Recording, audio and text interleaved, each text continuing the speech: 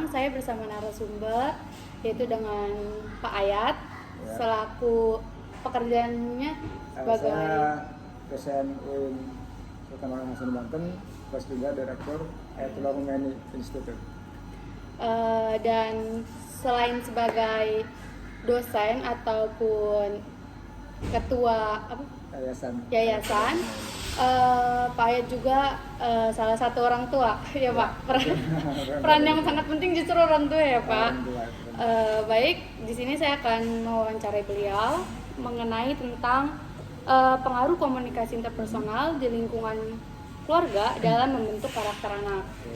Nah, Bapak sebelumnya bagaimana sih Bapak melihat peran komunikasi dalam membentuk karakter anak?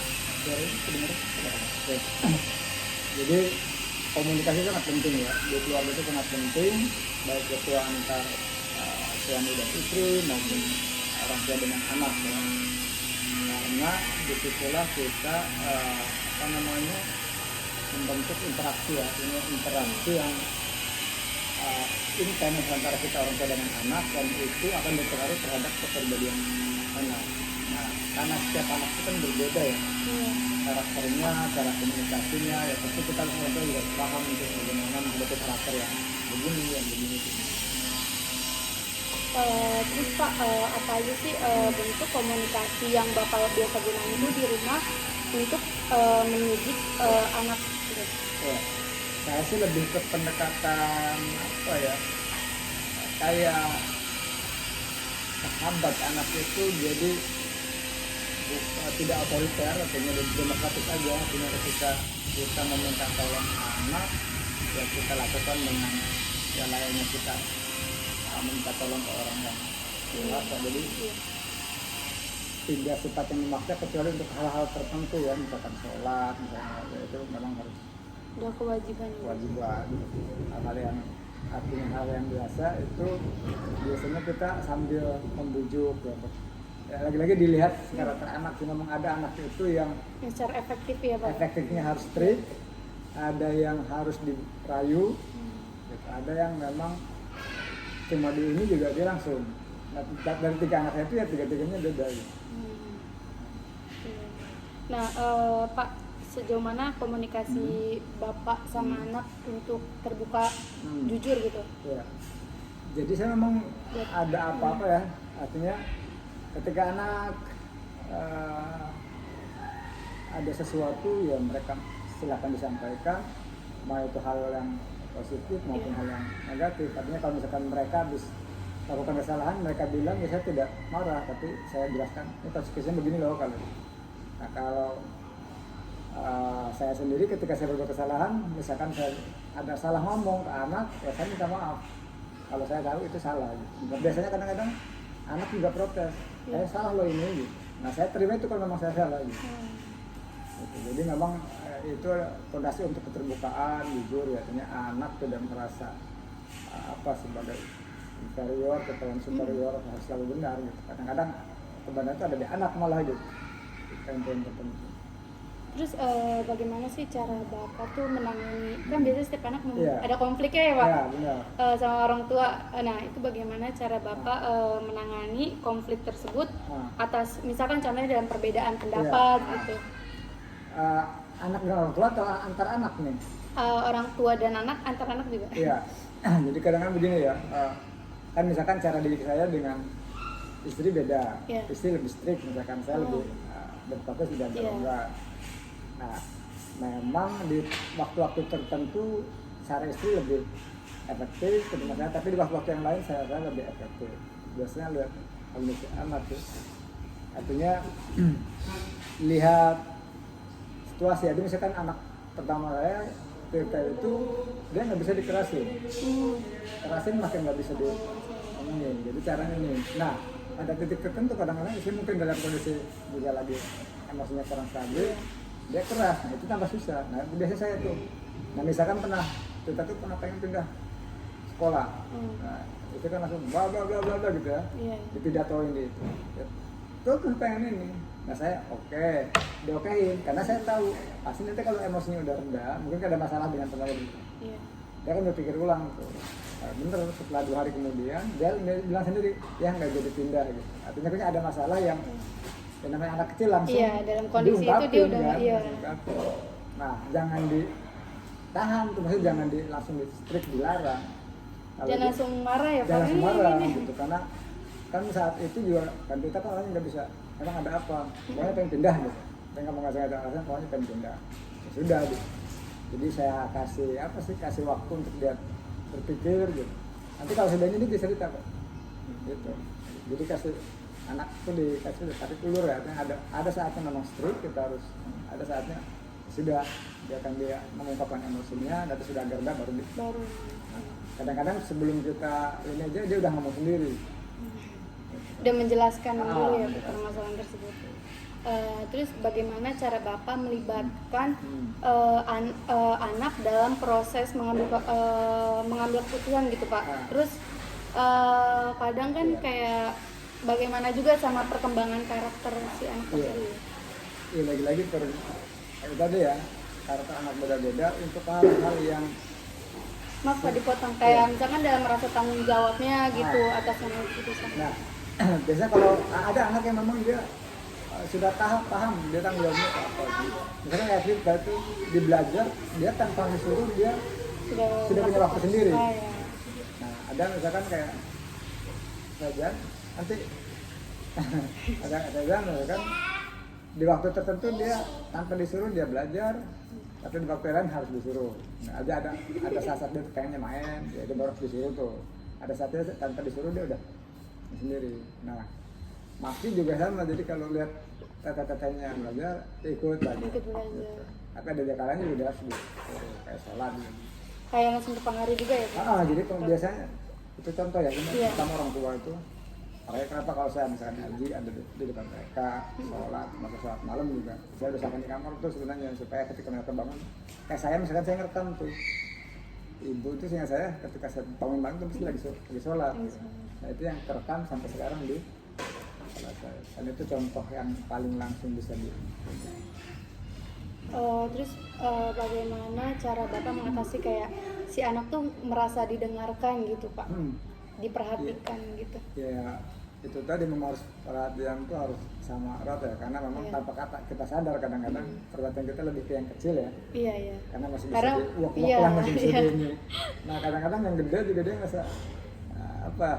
ngerasa cemburu gitu, ada masa saya kadang-kadang diingetin sama istri itu supaya diperhatiin dia kan. Nah baru tuh bisa kayak gitu. Memang kadang-kadang kita nggak sadar tanpa disadari ya Pak. Disadari kita lebih banyak main sama yang kecil. Terus bagaimana sih Bapak caranya berkomunikasi hal yang positif, terutama tuh kayak kan anak semakin remaja tuh udah beda karakternya ya Pak, apalagi udah campur sama lingkungan ini lingkungan itu gitu. Karena sejauh ini masih artinya karena masih SD kan yang paling besar, saya belum ngadepin anak yang dalam kondisi apa, lebih cinta belum ngadepin ke situ.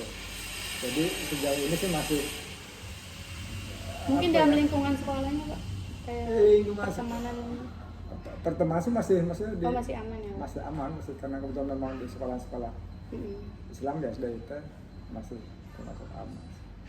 Paling mungkin tadi sih di pengaruh HP sebenarnya kadang-kadang waktunya kadang, tapi memang deh kalau lagi-lagi kalau kita misalkan dia ada PR tanpa disuruh dia suruh kasih. Bentuk memang kita tuh lebih lebih kita persiapkan tuh dari kecil tuh belajar apa. Memang anak kedua ketiga itu yang nggak sesetrik ke anak pertama. Jadi belajar di sholat mungkin itu, karena anak pertama kali ya Pak, jadi bisa lebih supaya tidak jadi contoh itu sebenarnya. Kayak misalkan dia sholat walaupun habis maghrib ketiduran dia tuh paling jam 12 atau jam 1 bangun tuh dia pasti sholat isya. Jadi kita walaupun ini nggak kita suruh gitu. Nah itu artinya pasti dijalanin ya tanggung jawab.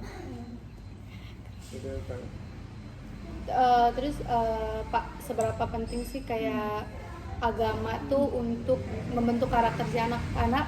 Kadang kan si anak tuh harusnya kan disuruh mulu kan kalau misalkan itu kadang. Nah itu gimana cara biar dia tuh benar-benar kayak memang kayak yang Bapak bilang udah tanggung jawab kamu nih kayak gini gitu. Jadi memang pertama selain keluarga lingkungan sekolah dan teman-teman juga emang pengaruh banget ya, karena ya syukurnya Tirta itu di sekolah Islam yang pas waktu sholat memang harus sholat jamaah, itu mungkin yang membentuknya. Beda misalkan saya yang di SD negeri itu, dan negeri kan nggak begitu ini ya, jadi memang harus selalu disuruh tuh kalau saya yang aku gitu. Si Maki juga sebenarnya waktu belum kenal ini malah rajin ke masjid dia, kadang yang ngebangunin saya, tapi dia kalau lagi mau sholat, jadi kalau sewaktu adzan tuh saya dibangunin, misalkan dohor nih, saya ketiduran pasti dia bangunin tuh, karena dia tahu kalau adzan pasti ayahnya ke masjid gitu. Nah, saya kira itu yang jadi apa ya, kita nih orang tua aja memang jadi contoh. Artinya ketika anak, kayak misalkan saya habis sholat kan biasanya memang ngaji ya, kedua ayat. Nah kalau belum ngaji, mesti ada yang mendor tuh, aku nggak ngaji. Oh iya, diingetin ya. Diingetin. Kadang-kadang kita suka ada kerjaan lain tuh, nggak sempat tuh. Nah diingetin, supaya ngaji Allah nanti. Nah itu tuh yang karena komitmen kita untuk ngaji sekali itu juga nggak mau sama anak melihat nggak konsisten, ya mau nggak mau saya usahakan tuh memang ngaji harus konsisten memang kan anak lihat itu. Terus juga Pak, kan kadang orang tua suka ngambil keputusan ya, mungkin ada di sisi lain tanpa melibatkan anak kali ya. Nah tapi si menurut anak tuh ini nggak iya gitu, itu gimana menurut Bapak? Ya sebenarnya kita ngelihat ini nih, apakah maksudnya sebenarnya kan keputusan orang tua tuh pasti baik, ada baiknya kan buat orang tua ya, buat anak ya, karakter anak.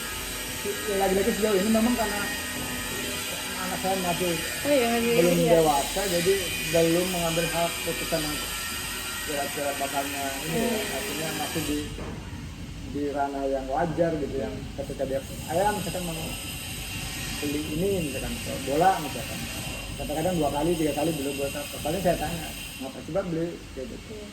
Artinya mungkin saat itu tuh, dia tuh lagi senang koleksi gitu. Kalau dia ada uangnya sih ini selama itu masih cuma 2 gitu. Mungkin jangan juga banyak ya Pak, lebihan. Memang beda-beda karakternya. Misalkan kayak Tirta itu dia cuma senang koleksi, tapi anaknya awet. Kalau Tirta dia dari sejak kecil itu masih ada tuh mobil-mobilan, dan beda lagi tuh dari sisi harga ya. Misalkan si Tirta tuh lebih mending beli satu tapi yang mahal. Gitu. Awet. Nah kalau semakin saya modelnya mau 2000-an gitu udah amat, tapi nggak awet tuh. Nggak awet. Mainan dulu sampai sekarang beli awet lemari. Dan simpen.